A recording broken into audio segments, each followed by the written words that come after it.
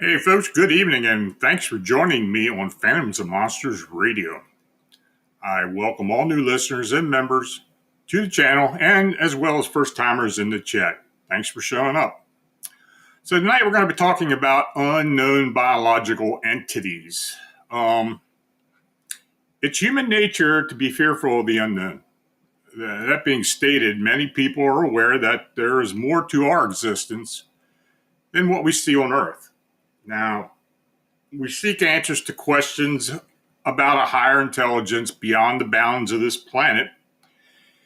In the course of these inquiries, we ask if the powers that be have secret knowledge of non-terrestrial races and technology. Now, eventually, we wonder if official disclosure of the truth will ever be communicated to the populace. I truly doubt the truth will ever be communicated to the populace, or an overwhelming incident leaves government no other choice. Now, when I act that we would be kind of spoon-fed any information. So I'm finished being cynical about government disclosure. But however, I do believe that experiencer disclosure and the evidence procured from their encounters offer us an actual sense of the truth. Now, before I go any further, I want to include a brief statement about receiving witness information, because I'm asked about this a lot. You know, I realized a long time ago that it's best to listen to what people tell you, make detailed notes along the way, and then compare the information with other reports and known facts. Now, this also includes being open-minded and initially giving the experiencer the benefit of the doubt. Now, when asking questions, it's best to be brief to clarify their statement. Otherwise, the witness may begin to include embellished information. Now, after several decades of interviewing witnesses, being able to separate the wheat from the chaff becomes second nature. And I have learned that a high percentage of witnesses believe they had a remarkable sighting or an unexplained encounter. They took the time to trust you or to trust me with their information, which is an important factor to consider.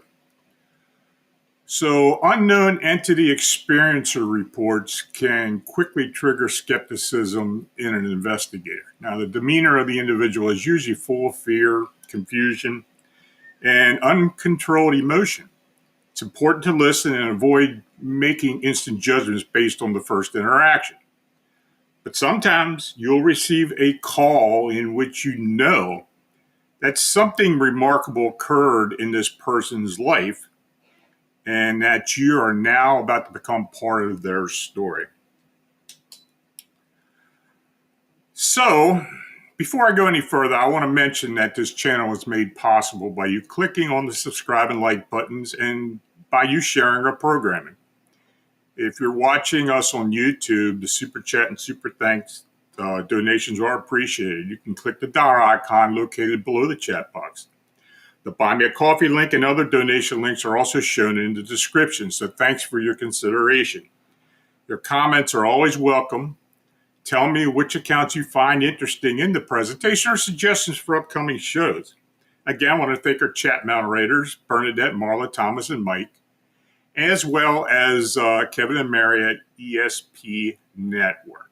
Now, if you're in the chat and you have a question, please use all caps, and I'll try to get to your question at the end of the presentation. Now, this first account, I received a telephone call from an eyewitness in Tennessee on February 26, 2018. The account he gave me was one of the strangest I've ever heard or read. So he tells me in the early summer of 1985, the witness, R.O., and two other friends were in the Land Between the Lakes National Recreation Area. They were exiting the park while traveling south on Route 49, which is the Woodlands Trace Byway, towards Dover, Tennessee. The three men were sitting together in a Ford Ranger, the driver, J.M., and R.O. sitting beside each other. The other friend, T.G., was sitting on the passenger side. It was early evening and still light. Now, as they approached a curve in the road, an older model gray-colored sedan was in the opposite lane coming towards them. The sedan slowed as if the driver wanted to talk. Now, as J.M. and R.O. looked at the other driver, they were soon horrified at the sight. R.O. stated that the other driver had wild, bushy hair and wore glasses. Now, when the person turned their head towards him, the eyes appeared to be oversized. The driver's window was open. Suddenly, this being or humanoid extended its head out the window as the neck stretched to an incredible length. The face shapeshifted, taking on a bizarre contorted appearance. The head was now upside down and looking at them, at the same time making loud woo, woo, woo sounds and howling sounds. It was a dreadful vision. R.O. and J.M. were totally shocked and in utter fear, to the point of tears. J.M. accelerated away from the other vehicle. Now, at the same time, the other friend, T.G., never reacted to the sight of this being. He was either asleep or was immobilized somehow. He had no idea of what had just taken place. Now, the encounter was so disturbing to R.O. that he literally begged J.M. to turn around and go back so that R.O. could kill the being with his rifle. Well, R.O. told me that he had never felt so repulsed before, that he had an overwhelming reaction that he must eliminate this abomination. J.M. refused to do so and continued driving away towards town. Now, R.O. stated that the incident remains fresh in his mind, that he will always be fearful that he may have once again encountered this being. He asked me to contact J.M. in order to verify the event, in which he did, though he refused to elaborate on the encounter. Now, many of you know the Land Between the Lakes National Recreation Area, which resides in Kentucky and Tennessee, is well known for bizarre activity, including upright canines and Bigfoot. So the following account was forwarded to me on February 3rd, 2021. The witness tells me, in 1976, I was in the third grade. That spring, my elementary school class went on a class field trip to Smith Memorial Playground and Playhouse, located on North 33rd Street and Oxford Street in Philadelphia, Pennsylvania. We boarded the buses and headed to Fairmount Park section of the city. Now, the Smith Playground has been around since the 1800s. It has the world's largest wooden sliding board. Our class arrived for the day's fun using the slide and having fun with the other school kids that were there also on a class trip. Now, some of my classmates and I became bored, so we decided to make our own fun. We scaled a fence to another section of the playground where we came upon a swimming pool area. Now, in this area, we can see that the pool hasn't been used in years. There were so many leaves in the pool that its color turned dark green. We began throwing rocks in the pool until we again became bored, so we scaled another fence. Now, this next area had a pathway to our right. And as we began to walk down the pathway, I heard a female voice from behind me say, "Stop, children." When I looked back, there was this green lady hanging from the tree. And when she came out of the tree, I could see that she had scaly skin like a lizard. Her skin had the design pattern which covered her from top to bottom, as if her skin was also her clothes. She walked on 2 feet, and she had a small slit for a mouth. When she spoke to us, you can hear her in our hand. Her mouth never opened or moved. We rushed back over the fences, and I have never been back.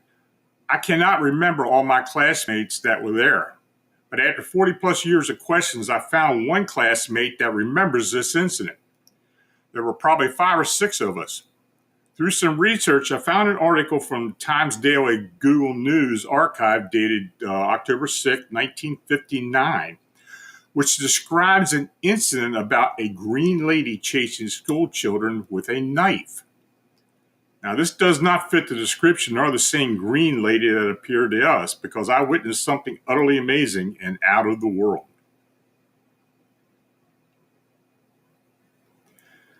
Now, I have been collecting anecdotes from readers who had personal experiences or were told of cryptids, anomalous encounters in Vietnam and other parts of Indochina. I received a particular narrative that was much different than the others I had been forwarded to me, so I decided to publish it separately. The post is a compilation of 3 emails, which include answers to a few of my questions. The man who provided this information was, at the time of the incident, a U.S. Army corporal who has since retired from the military after a lengthy career. Now, he did not give me specifics as to his unit and mission, but feels strongly that his experience should be told. He provided 2 identification references, which did check out. Now, overall, this man served a distinguished military career, and his reputation is quite admirable from what I have seen. Some of this information has been edited at the request of the witness. Now, this is not the first time I've referenced this encounter. I'm asked about it a lot, but I thought it fit the subject for tonight's show. In 1970, I was serving as a corporal in the U.S. Army deployed to South Vietnam in a region about 30 miles south of the DMZ. Now, at the time, I was second in command of a squad of soldiers. We had set up a bivouac in a jungle area that had a few steep hills. That evening, my section was ordered to patrol one of the small valleys west of the encampment. We moved out, led by our sergeant. Not long after entering one of the small valleys, we detected movement ahead of us. It seemed to be a scattering of activity, so we doubted it was the VC, but we weren't positive.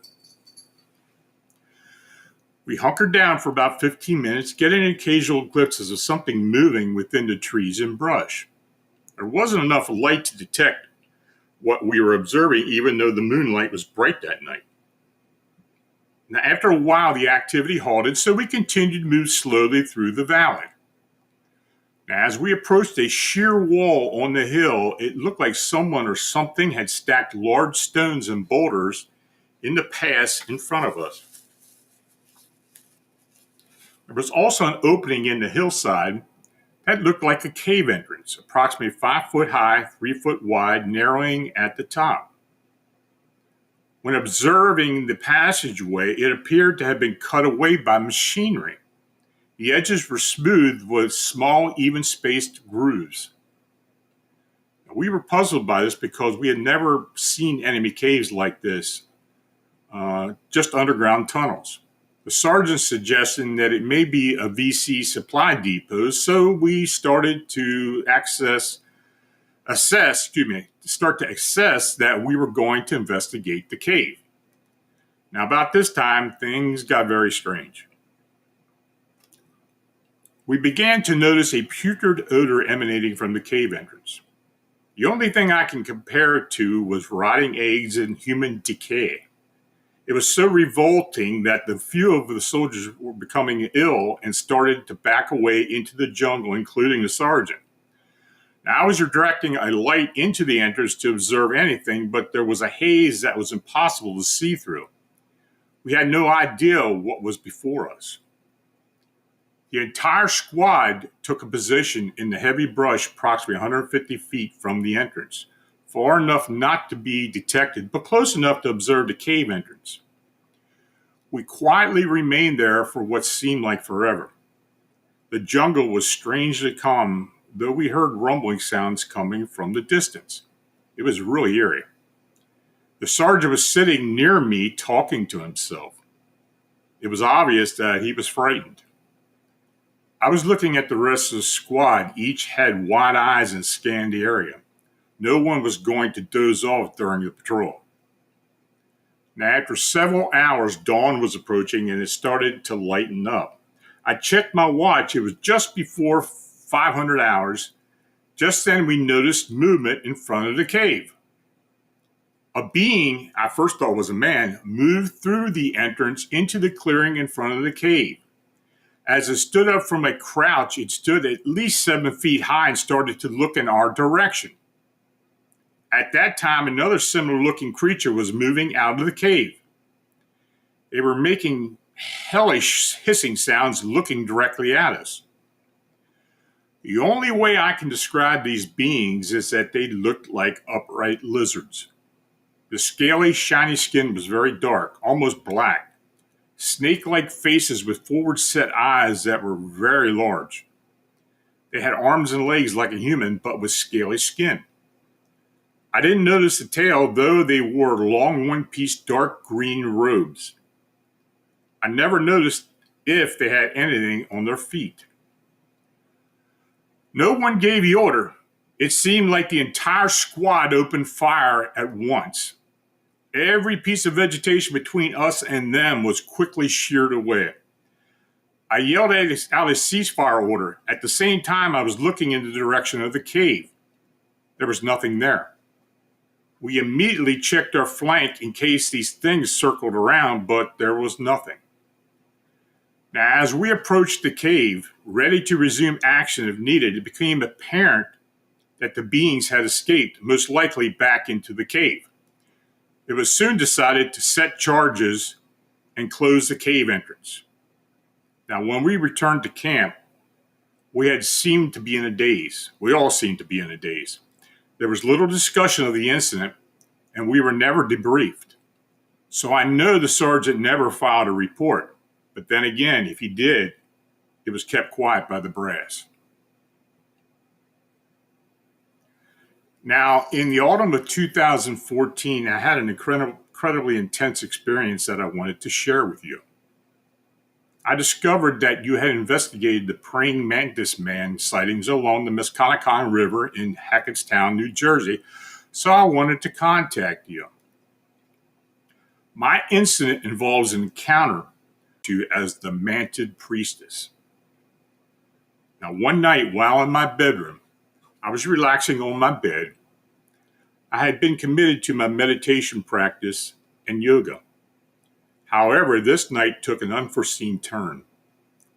I experienced a sudden state of intense panic. As my heart pounded, I began to perspire and lose my sense of reality.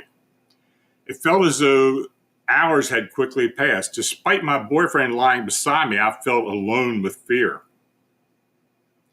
I attempted to use breathing exercise and every soothing technique I could think of, but I had no choice but to surrender to the intense panic. It was then that things took an even stranger turn. My ears began to buzz with a high-pitched sound which grew louder and stronger, filling my brain with terrible pressure. Then suddenly I went numb, and I found myself in a vast expanse of darkness. It was like existing in a black void stretching in every direction. I then realized I was no longer in a physical state, more like a shapeless energy. Now, as I floated in this void, I gazed around, and that's when I saw her, the mantled priestess. Her form was dramatic and sizable. She communicated with intuitiveness, compassion, and knowledge.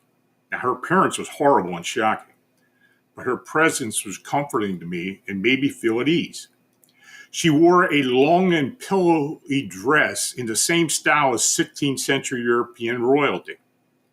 She was standing in a great room that was decorated in the same historical period. It was unsettling and intrepid, but still welcoming. She communicated to me that I needed to ready myself.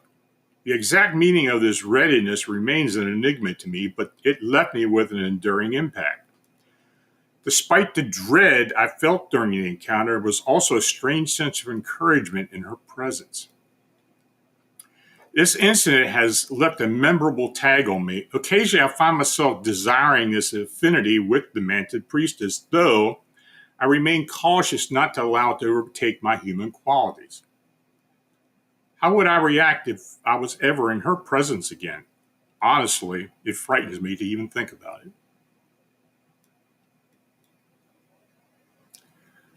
So this next account, I was told by the witness back in the early 90s, I went on with a group to the Silver Falls Spring in Oregon.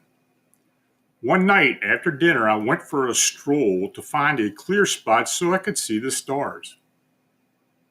After about 20 minutes of sitting quietly and contemplating the sky and the stars, a breeze blew through and rustled all the leaves and branches around the clearing. As the wind gently shook the trees, something caught my eye in my peripheral. I looked to my right, and there it was. For just a second or two, I saw what could be best described as a walking tree. Back then, I was just beginning to appreciate books. So at the time, I hadn't read anything aside from comic books or magazines. So now today, I can describe it as looking like an ent from the Lord of the Rings books or movies.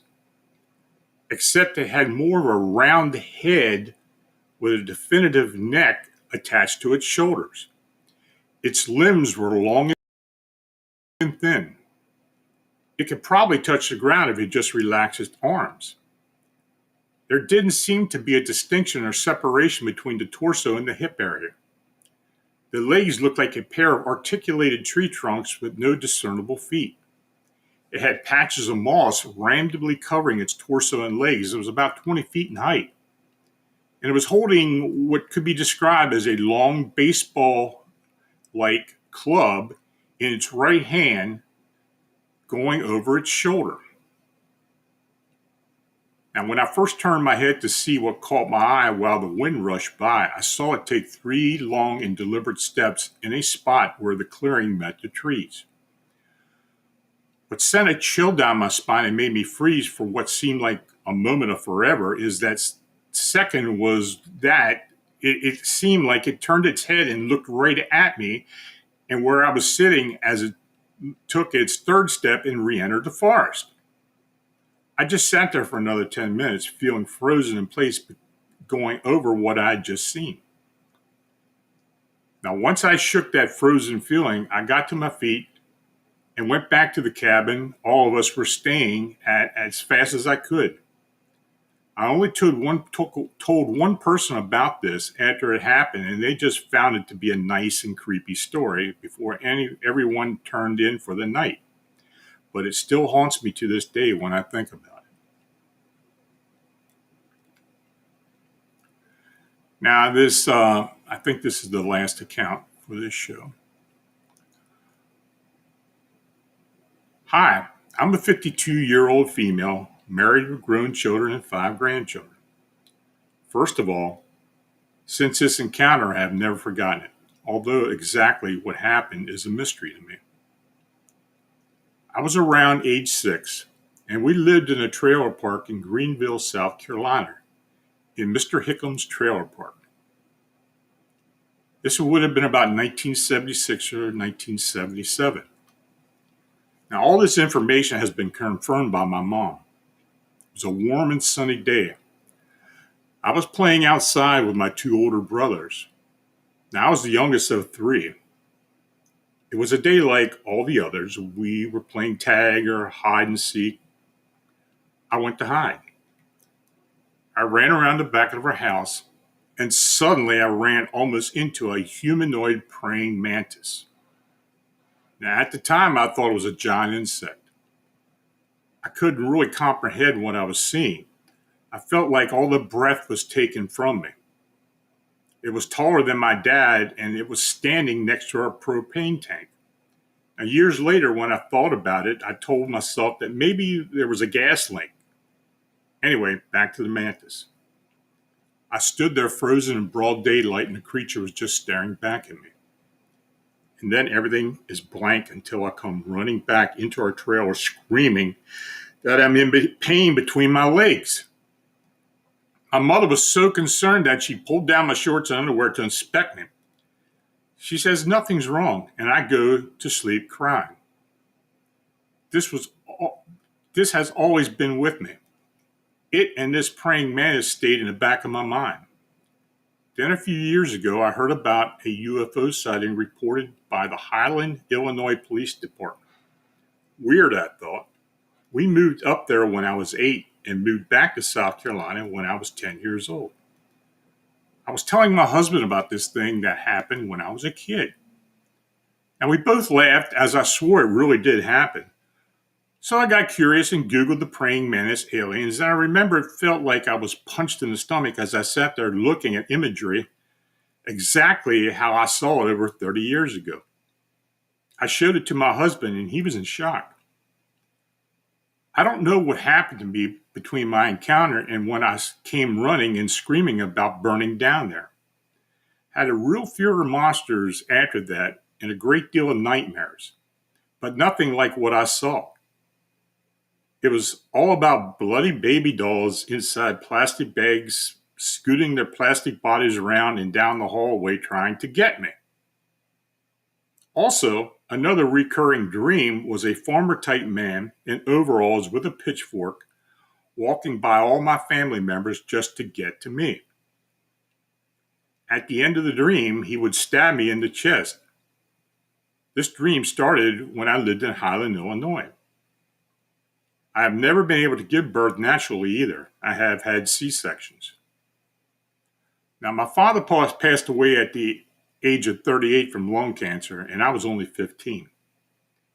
It has not been an easy life for me, but I'm a Christian and find comfort in God's Word.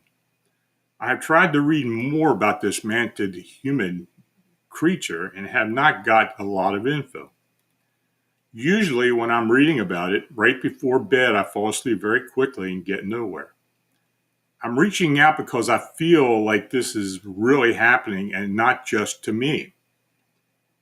It doesn't matter to me to get attention via printing a story. I just want to know if you've heard from others who've had similar accounts like me. Now, I'm sure that this witness contacted me as a result of the Hackettstown, New Jersey encounters, which I did an episode of Monsters and Mysteries in America about years ago. I think it was 2014. But as far as possible physical contact, this may be a first one for me. Now, most people who have encountered these beings experience headaches and mental distress. I mentioned to the witness to feel free to contact me if she wishes to disclose further information, but to this date, I haven't heard back from her. So, folks, I know that was a bit quick, but if you have questions, please put them in the chat, all caps, so that Kevin can put them up for me.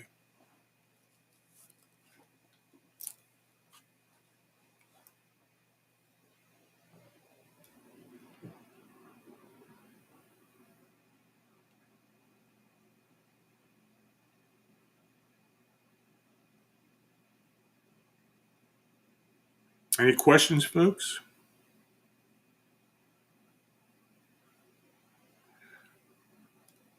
And look, if you've had something similar to an encounter like that, please feel free to contact me and write to me and let me know about it. I'm always open to looking into these type of situations with these unknown biological entities. Sir Wolf, Highline, do you think that mantis beings really look like that, or is some kind of illusion, screensaver, odd as we have small ones on Earth? Is there a connection?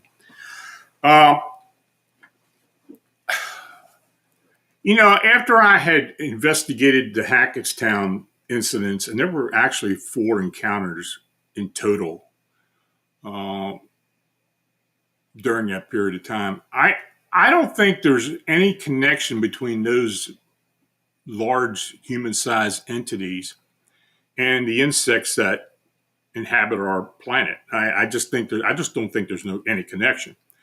They may look the same or very similar, but I just don't think they're the same thing. Now, that being said, uh, I don't know how many of you have seen that or remember reading the encounters, but um, it did leave some type of reaction with the witnesses or the experiencers. This thing literally vanished in front of their eyes as it was coming out of the river and going up on the other bank on the other side.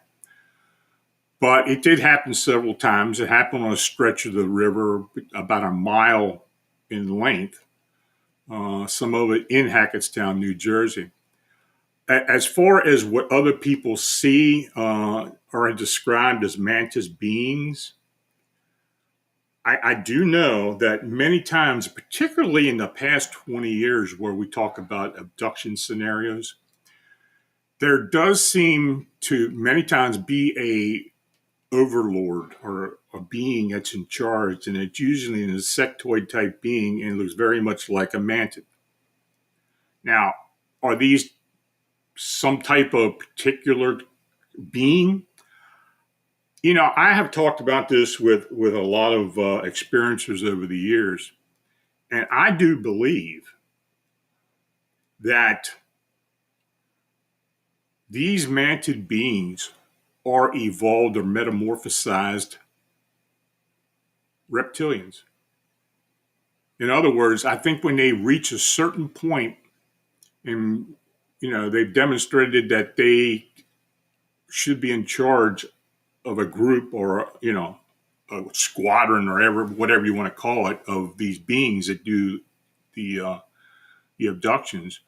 I think they metamorphosize into these type of creatures. Now, do I have any evidence of that? It's all anecdotal. It's just the way that these accounts have been mentioned to me.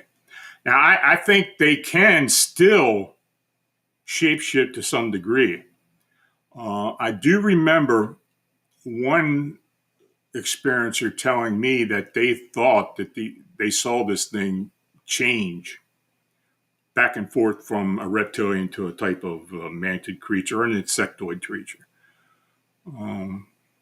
Many times I wonder if these things are even related to the winged humanoids. Many times that have that insectoid look, like the Mothman. Is it all related? I don't know, but it wouldn't surprise me if it was.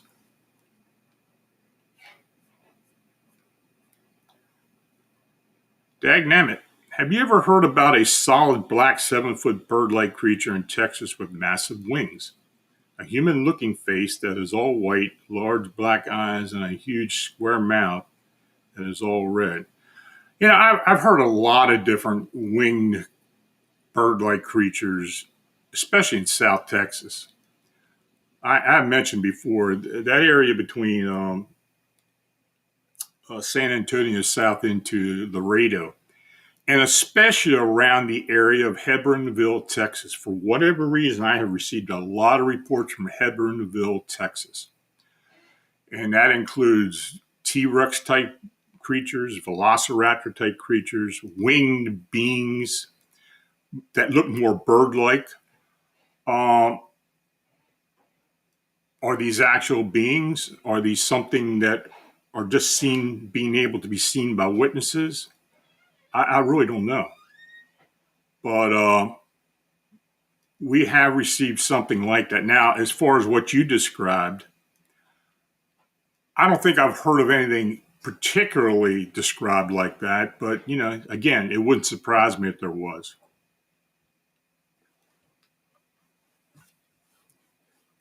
Marla Snyder, do you get a lot of walking tree encounters? I get a few.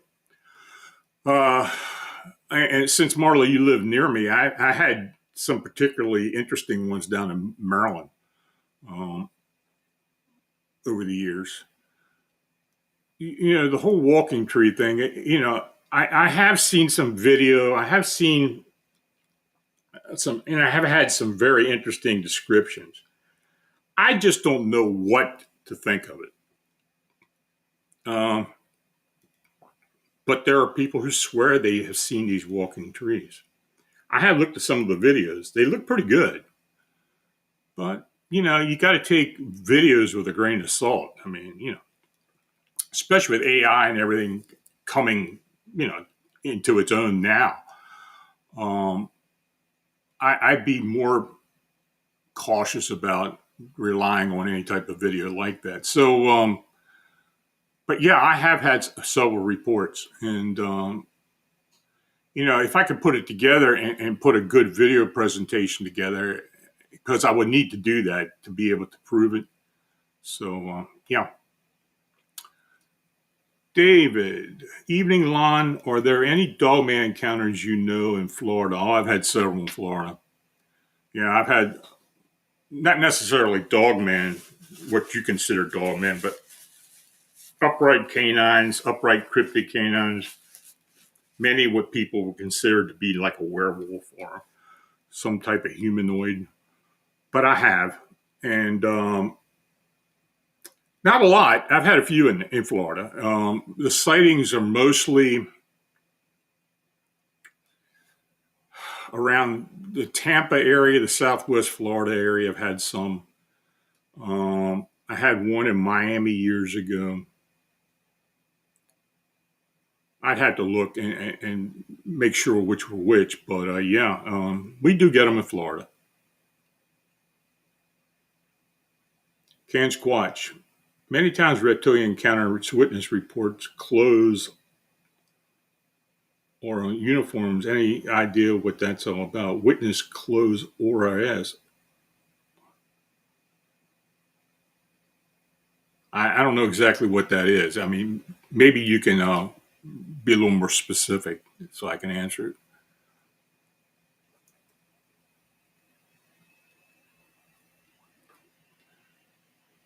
Questions?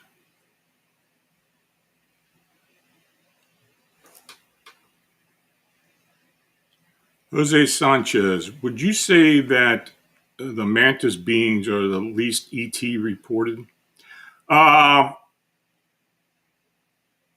I think we've gotten more and more as time has gone on. They kind of, I'd say between grays and reptilians and even human like beings or Nordics or whatever you want to call them. Yeah, I'd say, because I just don't think there are that many around. I think they're mostly in the background running the show, and not a whole lot of people see them. They seem to, in every case, they always seem to have some type of authority. But yeah, if you want me to give my opinion as to how frequent they are, they're probably the least frequent.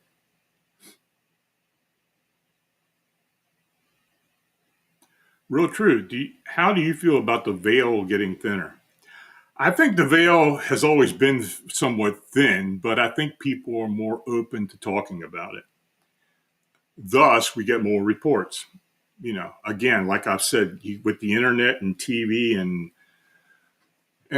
all the other things, and people being more involved with the paranormal and the supernatural and cryptids and such, I think people feel less intimidated about coming forward and making reports. Now, That being said, there are, there are always going to be some really strange incidents and reports coming in.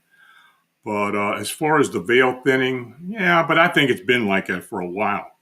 It's just going to, we can get these reports and report them. It's just a matter of people taking the time to look at it, to keep an open mind. And I think that's the biggest part of it. Mary Mother Trucker, what does Dogman look like in your perspective? I don't know. I've never seen one. But the types of so-called dogmen or cryptic canines that we receive, especially here in Pennsylvania and Maryland, they're either quadrupeds or bipeds. The bipeds are the usually tall, upright canines. Many times it looked like, if you remember the Underworld movies, the lichens, a lot of those descriptions, even the height up to 9 to 10 foot, are very similar to what people have seen in those on those films. Now, again, do they equate it to pop culture? I don't know. Maybe they do. But as far as the uprights, that's normally what we get. As far as quadrupeds, there are similar types of canine-looking creatures, but for the most part, the dogman creatures, the ones we have called or referred to as dogman, have like a hyena type of look. The slope back, the large head, the muscular arms, and muscular legs. Just overall muscular. And they've got some great size to them. So that's pretty close to what we do get as far as reports. And it does deviate from that occasionally. But around here, that's normally the reports we do get.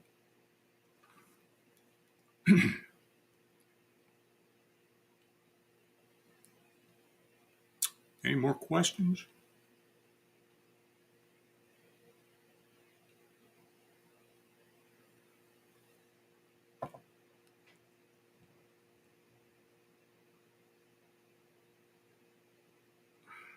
Jose Sanchez states that in Communion, the book, Whitley Strieber's book, the Greys seem to don on suits that resemble robotic characteristics. It was very weird.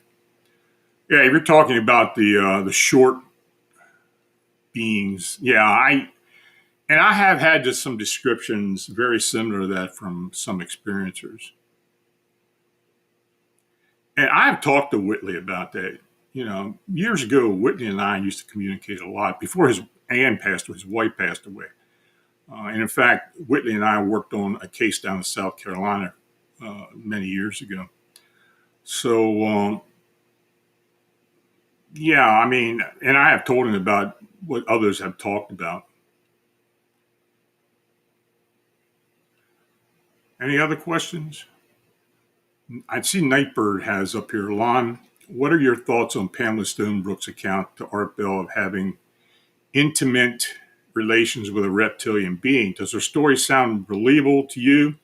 She seemed very sincere. Great show. I remember when all that started. I don't know what to think about it.